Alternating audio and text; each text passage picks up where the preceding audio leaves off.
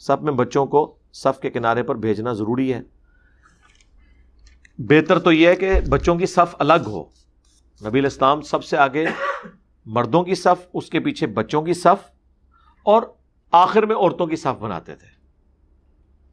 پہلی صف میں بچوں کو آپ کھڑا نہ کریں. یعنی ان بچوں سے مراد حنفیوں والے بچے نہیں، وہ تو 12 سال کے بچے کو بھی نہیں کھڑا ہونے دیں گے. اس سے مراد بہت چھوٹے بچے.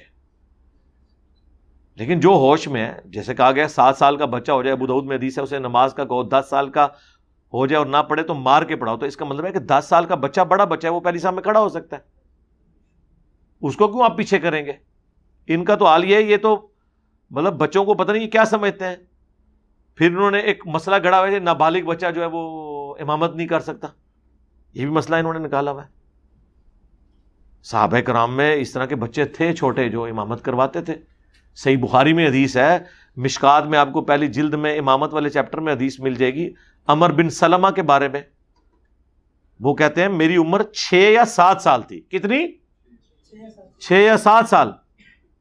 یہی وہ حدیث ہے جس کا وہ میں جیسے محدثین کو اختلاط ہو جاتا ہے، وہ معاذ ابن جبل کے ساتھ ہو گیا تھا. میں نے کہہ دیا تھا معاذ بن جبل جو ہے وہ 6-7 سال کے تھے تو امامت کرواتے تھے، وہ پکڑ لیا. اس میں سے مسئلہ کیا نکالا، اس مسئلے کو پکڑو. وہ معاذ ابن جبل نہیں تھے، وہ عمر بن سلمہ تھے. وہ 2 حدیثیں میرے دماغ میں مکس ہو گئی، اس کی وجہ سے میں نے وہ بیان کر دیا تھا.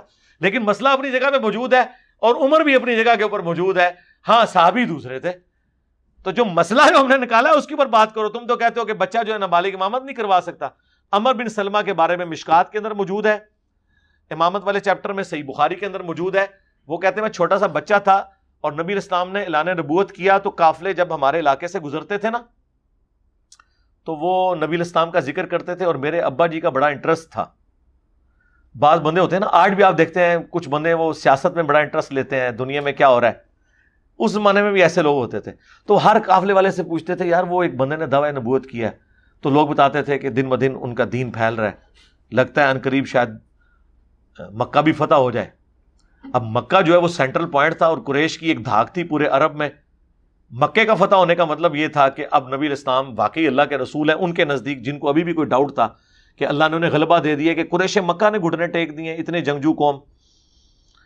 تو کہتے ہیں کہ میں جب حضور علیہ السلام کی گفتگو سنتا تھا نا لوگوں سے، تو مجھے بچپن میں چھوٹی سی عمر میں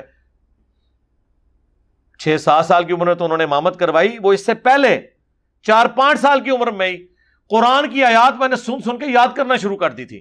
مجھے اتنی اچھی لگتی تھی، وہ ان کی اپنی زبان میں تھی نا. آپ کے چھوٹے بچوں نے نہیں گانے یاد کیے ہوئے ہیں، انگریزی کی پوئمز نہیں یاد کی ہوئی چھوٹے چھوٹے بچوں نے، اچھی لگتی ہیں.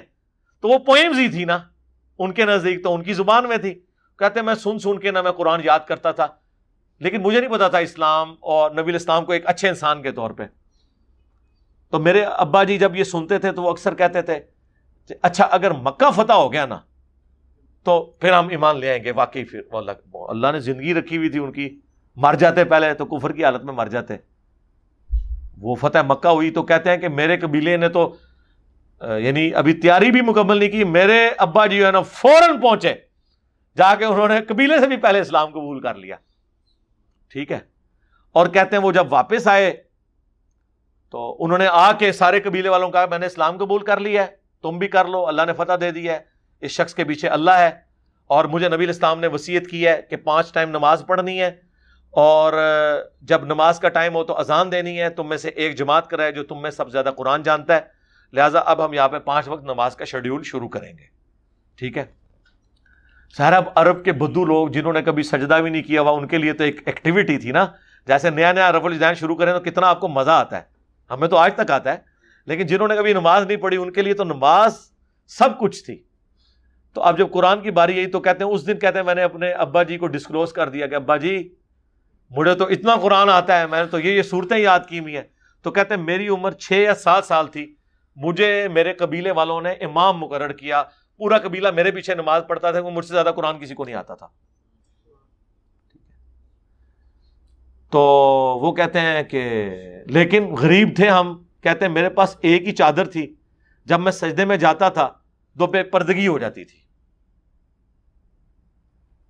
پھر سارے قبیلے والوں نے پیسے جمع کر کے میرے لیے ایک چادر خریدی، کیونکہ وہاں سے عورتوں کا ایک قافلہ گزر رہا تھا. اس نے کہا کہ اپنے اس امام کی جو ہے وہ شرمگاہ کی تو حفاظت کرو, اس کو کوئی چادر تو پوری لے کے دو. تو سارے لوگوں نے تھوڑے تھوڑے پیسے جوڑ کے ایک چادر لے کے دی, اور مجھے اس چادر کی اتنی خوشی کہ اس کے بعد مجھے کسی چیز میں اتنی خوشی نہیں محسوس ہوئی. اس وقت تو لوگوں نے سوچا ہی نہیں تھا کہ ان قریب رومنز اور پرشین کے خزانے ان عرب کے بدوؤں کے پاس آئیں گے. افسوس آج وہ عربیوں کی اولادیں عیاشی کا سمبل بنی ہوئی ہیں دنیا میں. گورے بھی اگر عیاشی کی مثال دیتے ہیں تو عرب کی دیتے ہیں کہ عرب کے لوگ دیکھیں, 1,000 اونٹ یہ آپ کے جنوبی پنجاب سے C-130 میں لوڈ ہو کے تو عرب کے ملکوں میں جاتے ہیں, تلور کا شکار کرنے کے لیے یہاں آتے ہیں, چند دنوں کے لیے نکاح کرنے کے لیے یہاں پاکستان کی بچیوں کے ساتھ نکاح کرنے کے لیے آتے ہیں, اور حکومتی لیول کے اوپر ان کو سپورٹ کیا جاتا ہے. یار یہ وہ بدو تھے جن کے پاس کپڑے پہننے کے لیے پیسے نہیں ہوتے تھے, اور حضور کے بعد ایسا ان کے اوپر رزق کھلا ہے, آج تک کھا رہے ہیں اس نبی کے نام کے اوپر. اور جو بخاری مسلم کی حدیث کہ مجھے اپنے بعد یہ خطرہ نہیں ہے کہ تم بھوکے مرو گے یا شرک کرنا شروع کر دو گے, لیکن مجھے ڈر ہے کہ دنیا کے خزانے تم پہ کھول دیے جائیں گے, پھر تم دنیا کی محبت میں ایک دوسرے کو قتل کرو گے, پھر تم بھی اسی طریقے سے تباہ و برباد ہو جاؤ گے جس طرح اگلی امتیں ہوگی. اور وہ بربادی ہم دیکھ رہے ہیں. تو آج بھی عرب کی عیاشیوں کی مثال دی جاتی ہے دنیا میں کہ جتنا عرب عیاش ہے دنیا میں, مہنگی سے مہنگی جہاز ہوں گے یہ خریدیں گے, مہنگی سے مہنگی گاڑیاں یہ خریدیں گے, کشتیاں خرید لیں گے, بحری جہاز یہ لوگ خرید لیں گے, اپنے اسپیشل بوئنگ جہاز بنوائیں گے جس میں انہوں نے سوئمنگ پول بنائے ہوئے ہوں گے. اندازہ کریں. اور دین کے کسٹوڈین ہیں, نماز بھی 5 وقت پڑھتے ہیں, نماز نہیں چھوڑ دے جائے, ذہن نہیں رکھنا, نماز اسی طریقے سے جاری ہے, لیکن ساتھ یہ والے سارے معاملات ہیں. تو وہ 5 یا 6 یا 7 سال عمر تھی. عمر بن سلمہ کہتے ہیں کہ میں اس وقت امامت کرواتا تھا. اب یہ حدیث جو ہے نا یہ خلط ملط ہو گئی. وہ تو صحیح بخاری میں بھی, امام بخاری سے بھی بعض جگہ راویوں کے نام جو ہے خلط ملط ہو گئے ہیں. ظاہر ہے یاداشت میں بعض اوقات ایسا ہو جاتا ہے, لیکن اصولی بات اپنی جگہ تھی کہ میں نے یہ کہا تھا کہ 6-7 سال کی عمر میں انہوں نے امامت کی تھی. وہ معاذ بن جبل تو نہیں تھے, لیکن وہ عمر بن سلمہ تھے, اور ظاہر ہے کہ 6-7 سال کی عمر میں انہوں نے اسلام بھی قبول کیا چھوٹی عمر کے اندر. جب سے رفع الیدین شروع کیا ہے ہماری مسجد کے امام نے بول چال ختم کر دی ہے. ہاں آپ نماز پڑھنا چھوڑ دیتے نا, آپ کے نہ تو ابے کو جا کے امام مسجد نے کہنا سی کہ تہاڈا منڈا نہیں مسجد ہی نظر آ رہا, یا آپ شروع سے مسجد میں نہ بھی جاتے ہوں کبھی اس کو آپ کی آخرت کی فکر نہیں ہوگی. جیسے ہی رفع الیدین شروع کریں گے محلے کے بے نمازیوں کو بھی آپ کی آخرت کی فکر شروع ہو جائے گی, پوڈریوں کو, چرسیوں کو, وہ آپ کو چوراہوں پہ کھڑے کر کے پوچھیں گے.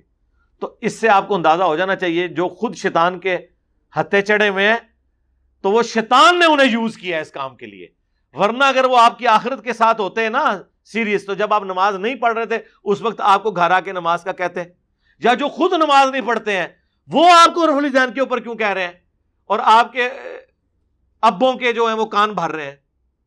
اور یہ ابے تو بہت خطرے ناک ہوتے ہیں ساروں کے, یہ اتنے خطرے ناک ہیں کہ انبیاء کے ابے بھی جو ہے نا وہ بھی کافر نکلے ہیں, یا اللہ تعالیٰ نے انہیں موت دے دی ہے پہلے, اللہ ماشاء اللہ, یا ابا پیغمبر ہو, اگر غیر پیغمبر ہے تو پھر اللہ تعالیٰ ابے کو اٹھا لیتا ہے.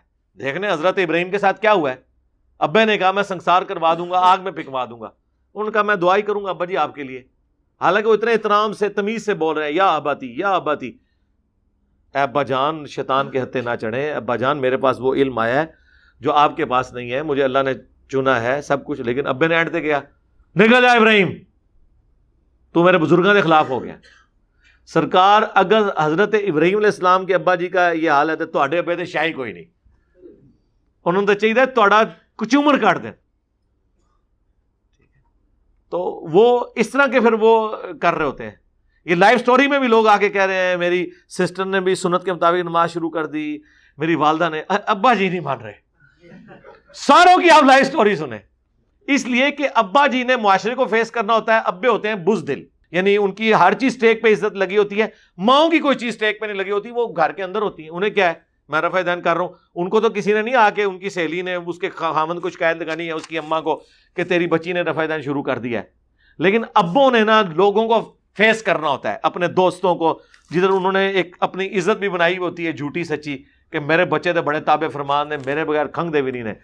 وہ پھر کہندے اچھا ہاں اے دیکھ ہوں تک نا تو تے ملاد کرانا سا تیرا پتر جڑی ایتھے ہاتھ بن دے اے دیکھ لے, بلکہ ہن تے کام ود گئی, ہاتھ چھوڑ کے نماز پڑھ دے. انہوں نے کہا بن تے لوے نا بھاویں اتنے ہی بن لے.